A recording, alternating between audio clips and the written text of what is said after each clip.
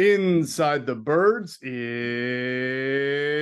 back. What's up, everybody? It's Geoff, Mosher, and Adam Caplan for Inside the Birds. It's our annual NFC East Preview Series, and so we bring in our expert, Greg Cosell, to rejoin us for what has now become a time-honored tradition here at Inside the Birds. We break down every single NFC East team. Today, we will do the Washington Commanders, or Commandos, as Adam likes to say. We will follow that up with the New York Giants in the next podcast, then the Cowboys, then the Eagles. So it's a nice four pod series, and Greg, we're excited to have you back. I appreciate it, guys. I'll hopefully I can say some good stuff. We'll see what happens. I just wing it. I make it up as I go. Now, of course. Now, people watching at home might wonder: are you winging it because you and Adam, you got pinstripes on horizontal, and Adam's got an orange jumpsuit looking thing? Did you guys just recently break out of jail together? I got my card from Monopoly. That's good stuff. All right. So again, we'll start this series off with Washington. A lot of interesting things to get into with them. Of course, Inside the Birds is presented by our friends at Ocean Casino Resort in Atlantic City. They are the exclusive Jersey Shore resort of Inside the Birds. Hey, just a very quick thing, Geoff. So, sure. I joined a gym, about 2-3 months ago because, it's off season. So I'm getting ready to go on the bike, and this guy about 2 bikes down shows me his phone and goes, "Hey, look." And I couldn't see it. I didn't have my glasses on. And I said, "Hey, what's that?" And he goes, "It's Inside the Birds. I listen to you guys every single week. You guys are the best." Wow. So nice. That is great. That's great. Yeah. That feels like a really good story and a senior moment all rolled in one. You couldn't see it because I didn't have my glasses on. Wow. Plus, it was a little far away. But wow, that's really cool, man. That's it really was cool. awesome. That is great to hear. So, all right. So the Washington Commanders are not a team that we talk about with the frequency of the others, just because they just haven't put it together. Even when they won the division a couple of years ago, they had a losing record, but yet we always talk about how good of a defensive line they have, and we'll get to that. But big picture, Greg, I want to start off with this, with Washington. There's talent on this 53. We've talked about that. Without question. They have a new offensive coordinator, Eric Bieniemy. So he comes over from the Kansas City Chiefs. They have a head coach in Ron Rivera who likes to run the ball. And obviously there'll be, I guess there'll be a competition, but I think we all think Sam Howell will probably wind up being their starting quarterback. So what kind of impact, big picture impact on this offensive scheme do you expect Eric Bieniemy's presence to have? I would look at this more along the lines of an Alex Smith Chiefs offense than a Patrick Mahomes Chiefs offense. Obviously, there's only one Patrick Mahomes. You can do a lot of things with him that you can't do with other quarterbacks. Eric Bieniemy's been doing this a long time. He's not going to come in and think he's going to recreate the Patrick Mahomes offense with this team. Sam Howell, who I believe will win the job, and I think he has traits, but I think you have to look at what they've done, particularly at the running back position. We know they drafted Brian Robinson a year ago. They have Antonio Gibson. They drafted Chris Rodriguez from Kentucky. All these backs are inside power backs. I think my sense is, guys, is that they're going to want to be a physical running football team, and that works off that with the pass game. And they've got some pretty cool elements in the pass game. I mean, think of Dotson, think of McLaurin. You think of the Chiefs and all the things they did with jet sweeps and those kinds of things. The McLaurins, the Dotsons, the Curtis Samuels, all those guys can do those kinds of things.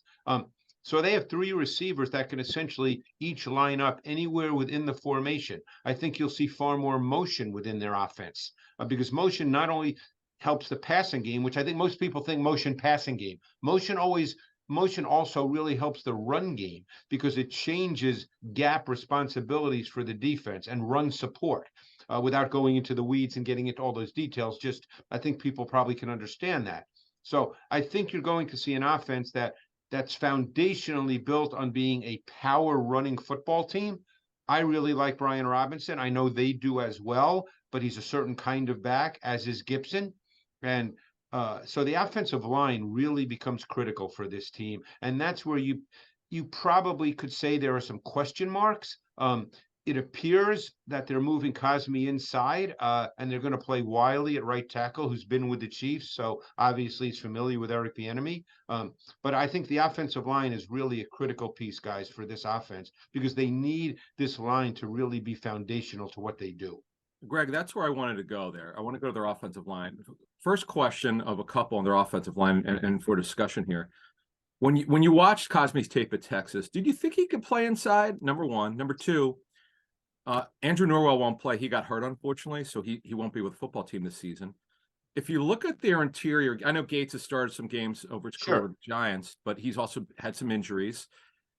Is this a line where they could compete well enough? Or to me, on the surface, it looks like there's some serious question marks, but how do you see it overall? Well, I think the phrase you just used, question marks, Adam, is the right one. I mean, they could turn out to be very good. We don't know. I mean, right now we look at this and we say, hey, there's questions. They're moving Cosme. I thought Cosme, watching his tape at Texas, I thought he was a tackle because he's got length. Now, that doesn't mean you can't play guard, but I saw him as a tackle in the league.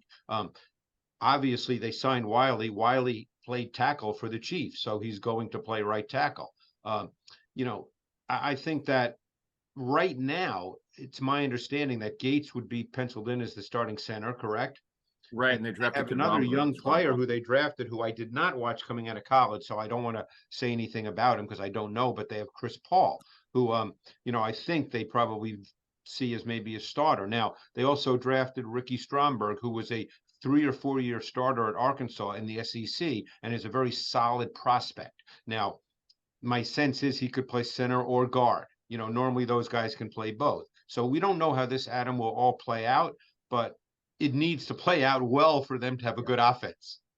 So let's continue the talk then on this offensive line, because we didn't talk about the left tackle there, Charles Leno, who had come over for the Bears. He's had some good years. You watched more Washington tape than any of us. How was he last year as a left tackle? Yeah, I think the kind of player he is, he's not a power player.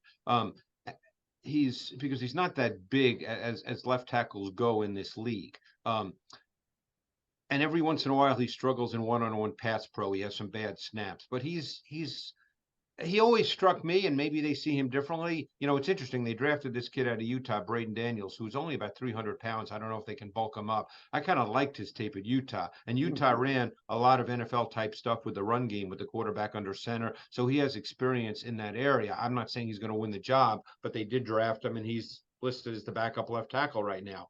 But Leno's a key piece here, because Leno is a guy that's played in the league, has had some success, but I think they probably would like him to be a little more of a physical player. Now, he's played long enough where stylistically, I don't know if that's possible. So now you have to kind of work around that a little bit. So we'll see. Those three interior guys, to me, Geoff, become really, really important in the context of this offense. That's why the Cosme, I don't want to call it an experiment, but in some ways it is. The Cosme move to guard becomes really important to them.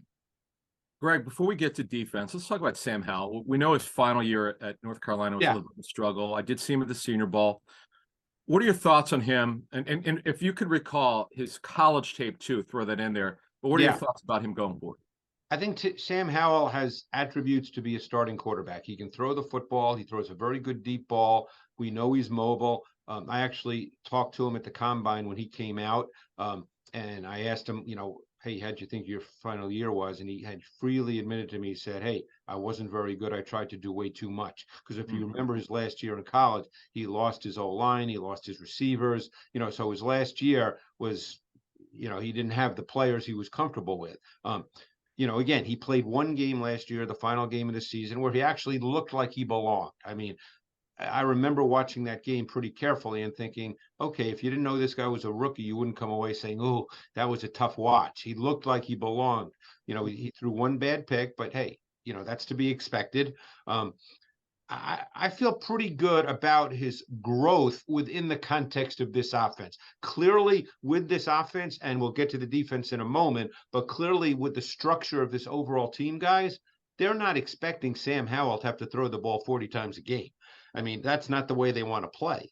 Right. And they're hoping that their defense can certainly keep it together. As I said, we'll get to that. And they're hoping that the focus on the run game allows them to in a sense, slow the game down, play with their pace and their tempo, and that Howell, at this point in his career, becomes a complementary piece and can grow into being more than that because he does have traits to be that. He can drive the ball down the field and he has mobility. You know, Greg, I thought of you recently. I heard Daniel Jeremiah. It might have been on his own, Move the Sticks podcast with Bucky, where they were talking about NFC East quarterbacks, and DJ said that he felt the league missed on Sam Howell in the fact that he went to the third round. Was it Fifth round? Fifth. He was an early fifth round. Yes. Yeah, he said he was pretty certain that the league missed. Did you agree? Yes. I mean, I didn't see him as a top 20 pick, but I didn't see him as a fifth round pick either. I think what he showed in college and the talent level that he has was far better than a fifth round pick. And I can tell you for a fact that the Commanders are pleased up to this point. Now, obviously, you never know until he starts playing every week, but they are pleasantly pleased with his development, and they feel that you can line up and play with Sam Howell. And you can walk into worse situations, by the way, with, as you mentioned, with receivers. You've got Dotson, you've got McLaurin. How do you assess their and Curtis Samuel, as you mentioned? How do you assess their tight end situation? Yeah, I mean, Logan Thomas, when healthy, has been a pretty solid player. John Bates is one of those, receiving blocking tight ends that's probably best suited to be a number 2. I think the guy they're probably most intrigued by is Cole Turner, who got hurt last year. He was a fifth round pick, but he's long and athletic and he can run the seam. And, guys like that, even if they're not volume targets, which he would not be, but guys like that can have a role in an offense because they're seam stretchers. And anytime you can get a tight end that's a seam stretcher, that really helps your offense. Like it. All right, so let's get to defense, Greg. And we look at the 4 first-round picks, and for whatever reason, I know they've had some injuries, particularly Chase Young, but what has been the problem? Why have they not been able to get it together from your tape study? Yeah, that's a really difficult question. Because when you look at these guys individually, like if you were to just say, hey, let's put on some tape and let's watch Daron Payne, you'd go, wow, that guy's a really good player. Yeah. Hey, let's just watch Jonathan Allen. Wow, that guy's pretty good. I mean, it's one of those things, and I'm being honest, guys, it's hard for me to put my finger on that because these guys are good individual players. Now, not having Chase Young obviously hurts. And again, people can say what they want about Chase Young. He has extreme talent. Whether it starts to come out on a week-to-week basis and whether he can stay healthy, that remains to be seen. There's a lot of guys, as we all know, that have really high-level talent, and you see it, and it just never comes together in the NFL. That happens. But if that can happen with Chase Young, they have 4 talented defensive linemen. The assumption would be that they'd be back to where they were a few years ago when they had that really dominant stretch as a defensive line. There's no reason they shouldn't be able to get back to that because these players are really individually gifted. Greg, one follow-up on that. There's a kid, Mathis, who was drafted in the 2nd round. Who's loved him. All right, so let's talk about him and how he could potentially fit in with his defense. Yeah, Fedarian Mathis came out of Alabama. He was your classic Alabama defensive tackle, just, sort of in the mold of those guys that always have played there, the Ashawn Robinsons, the Jaron Reeds, the Paynes, the Allens. I mean, wow. He's not quite as explosive as those guys, but Fedarian Mathis was a really good prospect coming out of Alabama. I thought that he could be a starter in this league. In fact, I thought he showed pass rush skill on the inside and that with development and time that he could be a quality starting D tackle. So we'll see how it plays out. One guy I'd like to mention, we talk about Chase Young. Who knows? They drafted a kid from Clemson in the 5th round named KJ Henry. And this guy is built like an edge player. He's about 6'4", 255. He's long, lean, athletic. Clemson has so many guys on defense that are going to be, even this year, that'll be in the draft next year. It's like they have 9 guys. So Henry is a really intriguing player because he has really good traits. And didn't have the production in college, and maybe that's why he was a 5th round pick. But I'll be very curious to see him through this offseason and through training camp to see where he stands once we get to week 1. Greg, as we transition to linebacker, I know there's a guy you liked for the draft 2 years ago, and people in scouting I talked to really thought by the 3rd year Jamie Davis would be a good player, and it hasn't quite happened What have you seen from Davis in his early career? He did get better last year, though, Adam. As you probably know from talking to people. Yeah. His first year, he really, really struggled. We always talk about quarterbacks not seeing things. Jamin Davis didn't see things. He didn't see it the right way, and therefore his reactions were really slow. But he's 6'3", he's 235. Theoretically, he's a 3-down player because can be very good in pass coverage. He's also not a bad blitzer as well. So, the assumption would be that he'll continue to improve. I'm not sitting here suggesting he'll be a top 5 linebacker in the league, but he has those kinds of traits. So hopefully he gets better and better. I thought that the signing of Cody Barton was a good move. Cody Barton is one of those solid NFL linebackers, not special, but you can line him up. I mean, Seattle, because Jordan Brooks got hurt last year, Cody Barton had to play almost every snap after that, and he played well in Seattle. He's not a name that's well known, Adam, as you know, but Cody Barton played well, and I think that with Davis and Barton as their linebackers, and they'll play a lot of. This was a team that played a lot of big nickel, and I would assume they continue to do that because Cameron Curl is sort of a combination safety linebacker. Is Curl played? Because I know you put us on him 3 years ago. Is he still playing at that super high level that you talked about? Yeah, I mean, he was hurt a lot, so now they're hoping he can be back. But he's sort of that combination player. And then the other thing is Forrest was a rookie a year ago, and he had some bad moments as well. He actually had one against the Eagles that was pretty blatant, where he just missed I don't know if you guys remember the play, but Forrest is a guy that played at the University of Cincinnati, savvy, smart, aware player. I'm sure they're counting on him to take that next step.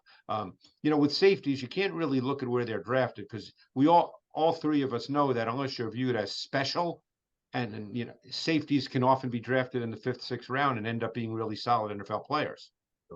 He also had a pretty big play against the Eagles, I think, in that game that Washington won, right? He had one of the interceptions. It was an over-the-shoulder one where I believe Jalen was going deep to A.J. Brown, threw it in double. He caught it over the shoulder. Yeah, no, he stood out a few times, like you said, good and bad. But yeah, it'll be interesting to see his development. And of course, Cam Curl, after 3 years, could be up for a contract extension with Washington.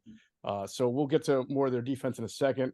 I want to remind everybody it's Ocean Casino Resort's 5th birthday this summer. They can't wait to celebrate with you. Join Ocean for exciting promotions and sweepstakes, headline entertainment, the best day life and nightlife lineup in the NAC, the debut of the birthday bar, exclusive local collabs and partnerships, commemorative 5th birthday merchandise, and so much more. Don't miss stunning fireworks and unique events all summer long. Ocean Rewards members will enjoy over $5 million in gifts and prizes, so be sure to sign up for an Ocean Rewards card to get in on the fun next time you visit. Greg, as we continue to talk about this Washington defense, a lot of talent, I just want to go right back to real quick on the defensive line, because Chase Young, you mentioned, I feel like because he's been injured and we haven't really seen what he was supposed to be when he was number 2 overall a couple of years ago. Doesn't it seem like he's a huge X factor? If he becomes the Chase Young he's supposed to be, this whole Washington defense, with already those 2 interior tackles with Montez Sweat, Fedarian Mathis, could really take another step up to the next level.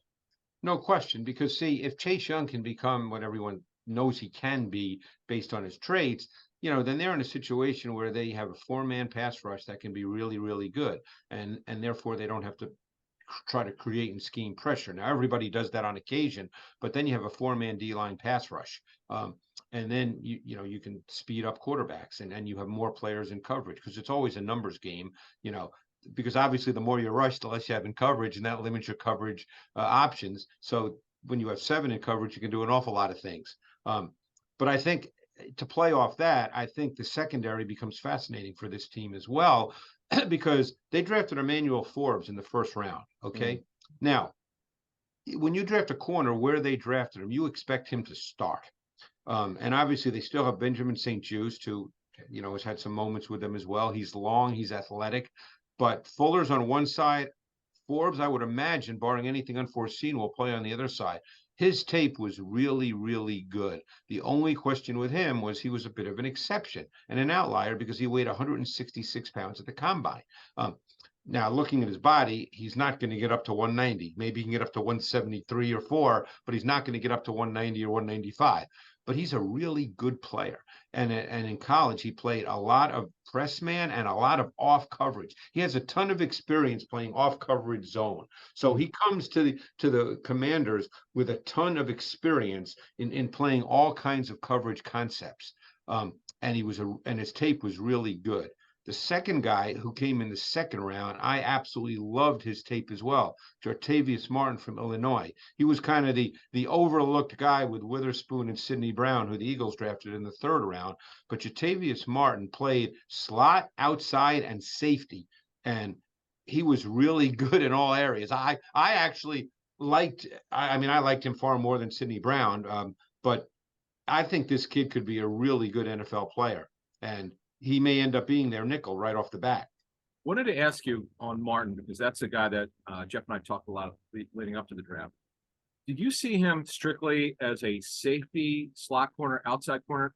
How did you see him if you were projecting to the next level? I felt that he could play either safety or slot corner at him and be good at either one. And then it became team and scheme specific. Sure. It depends on who drafts him and how you see him. But I thought that he could be either a slot corner or a safety. And my sense is that with the Commanders, they will see him as a slot corner because he's not going to beat out Curl or Forrest. Now, the thing is, because of the big nickel, he can line up in a lot of different places. That's the thing. He did that in college. That won't be new to him. Right. I wonder if he starts off as safety and base, but then moves to the slot in nickel, and then they bring in a different safety alongside Curl, whether it's Forrest or whoever they would have in mind. But they certainly have more options. I mean, a guy like Benjamin St-Juste, too, I thought was a decent corner for them and had nice size. I would agree. You now wonder where he fits into the picture, Greg.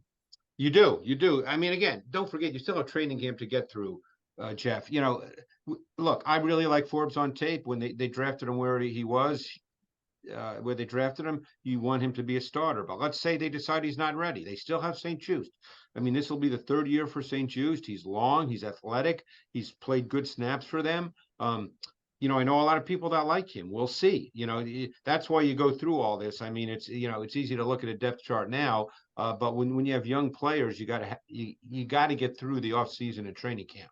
Yeah, there's only one important thing for me with Washington, and that's this guy makes the 53 because he has the best name in the league, and that's Rashad Wildgoose. All right, we need Rashad Wildgoose. Yes. Yeah, I don't know if he'll make it. But we'll see. We'll see how that works. But, even Jeremy Reeves, he played a lot of snaps for them a year ago. So they've got a lot of guys on this roster on the back end who've played meaningful snaps. All right.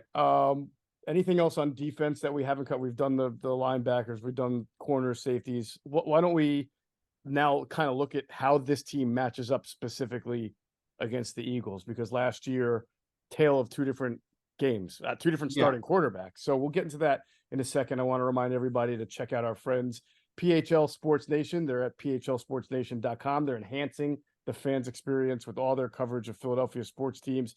phlsportsnation.com and on Twitter at phlsportsnation. Let's also pause to hear a word from some of our great friends, including Sky Motor Cars. Sky Motor Cars in Westchester is a different sort of dealership. All it takes is one look at their Highline pre-owned vehicles that people all over the country want and need. Owner Brett Schiller, make sure you don't spend a dime of your money before you purchase the car. Sky Motor Cars allows you to make all the decisions regarding your next vehicle. At Sky Motor Cars, you never have to spend more than necessary. Visit SkyMotorCars.com today or call 610-918-7225. All right, if you happen to go into Sky Motor Cars out there in Westchester, PA, make sure you tell them Adam just sent you. You will get a great deal. Now, we all remember the first game between the Eagles and Commanders last year, and Carson Wentz started, and that was not very good for him. 9 sacks, yeah. I think 7 of them were in the first half. I mean, it was an onslaught. I think there was three in a row, if I remember correctly. There was. And then obviously the second game with Taylor Heineke, right? And what Washington did that game was they didn't run the ball very well because they only averaged 3.8 per carry, but they took aim at the heart of the Eagles defense and ran the ball enough. Right. They ran it at a high volume. And then, of course, the Eagles turned the ball over 4 times. How do you, when you look at this matchup, this Washington offense against this Eagles defense, knowing that Washington, like you said, more of an Alex Smith Chiefs offense, I would imagine they're going to try to run the ball against a pretty light front. I mean, without getting into, the concept of play calling and all that, which, we never know, because don't forget, Washington has to get through the training camp and see where they feel they stand. Right. But I think if you look big picture, the macro world view, you'd have to start with the offensive line of Washington versus the Eagles D line. I think that if the Washington O line can't really handle the Eagles D line, then that becomes problematic. Now, as I said, from a play calling and schematic approach, there's ways you try to handle all that if you feel like you're having a problem, but we don't know how that's going to all play out until you get to the game itself. But I think from a larger world view, that's what you're looking at. If they can't block, whether it's in the run game or in pass protection, it's going to be very, very difficult, no matter what their skill players are. Sure. And I would think, Adam, you flip this thing around, you have the same question. Even though the Eagles' offensive line is very good, this is a different Washington defensive front, and it's not going to be easy to block them up. No, as you said, Geoff, earlier, if Chase Young plays even close to what he would normally do, or what they would hope, excuse me, he's only final year of his deal. Remember, they didn't pick him as fifth-year option, so he'll have plenty of motivation. We didn't really talk about Montez Sweat, who's a guy who's obviously a former first-round pick. Good player as well. Yep. If these guys play well together, that's a great matchup, because obviously the big issue for the Eagles is at right guard, which we'll learn more about that in later in July and August. So it's interesting. I'm looking forward to seeing Howell with this really good group of receivers. We didn't talk about one of his former college teammates, Yami Brown, and I know, Greg, you've always liked him. I haven't. No. Okay. Yeah. He's been up and down. And by the way, I don't know how much he's going to go. I mean, I talked to one of their coaches this offseason, and he kept raving to me about Dax Milne. So, I don't know. Yeah. I don't know how that's going to all play out. I will say this: there's one wild card here, which obviously was not a factor a year ago, and that is Sam Howell has second reaction movement ability, and you have to account for that, because he will take off, and he's a physical runner, and he's a good runner. I mean, so that's now part of the equation. So yeah, Geoff, on your point, these matchups could be a little bit more intriguing. If Howell doesn't have to throw the ball 35 times or more, that probably means they're in the game. Then it comes individual matchups, and obviously the enemy now, Sean Desai as the Eagles defense coordinator. The Eagles have two new coordinators. This is kind of a fascinating matchup going forward. Yeah. I mean, it sort of feels like Washington, if you shot them up with truth serum, they would, knowing that they're on a first-year quarterback, would love to be able to win games or have an idea of trying to win games 24-20, 21-16. They really want their running game and defense to do the work, and as they, acclimate their quarterback. When is I should know this. When is the first matchup between these two teams? Isn't there one in the first 6 weeks again? I forget.